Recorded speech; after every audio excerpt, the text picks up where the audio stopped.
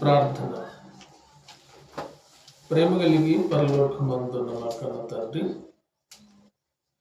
మీ మాటలను నేర్పించబోతూ ఉండగా దేవా, సత్యవాక్యమును సరిగా విభజించి వివరించగలిగే కృపయు శక్తి సామర్థ్యాలను మీ ఆత్మ సహాయమును నాకు అనుగ్రహించండి తండ్రి.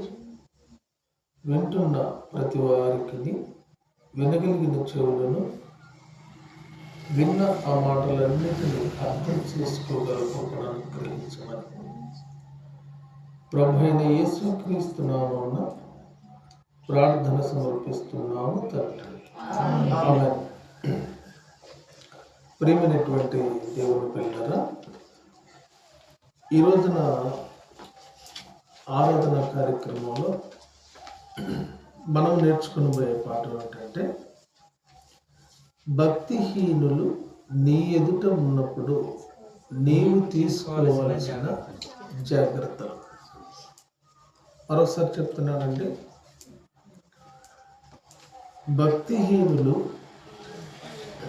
నీ ఎదుట ఉన్నప్పుడు నీవు తీసుకోవలసిన జాగ్రత్తలు అనే పాఠాన్ని మనం నేర్చుకుంటున్నాం. కాబట్టి ఒకసారి చెప్పండి, మీరందరూ ఏం పాఠం నేర్చుకుంటున్నాం మనం?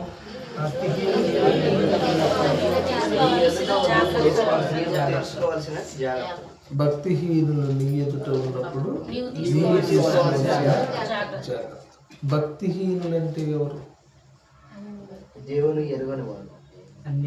భక్తిహీనులు అంటే ఎవరు? భక్తిహీనులు అంటే దేవుని యందు భయము భక్తి లేని వారినే భక్తిహీనులు అంటారు. భక్తిహీనులు అంటే ఎవరంటే దేవుని యందు భయభక్తులు లేని వారు, దేవుని కట్టడలను, దేవుని విధులను, దేవుని ఆజ్ఞలను ఉల్లంఘించి నిర్భయంగా తిరిగేటటువంటి వారిని భక్తిహీనులు అంటారు.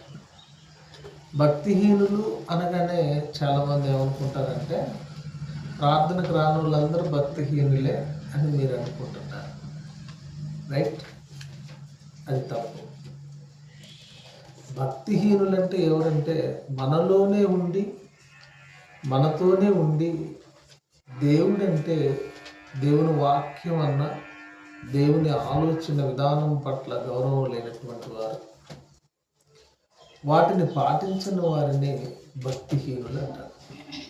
భక్తిహీనులు అనగానే మేమందరం భక్తులు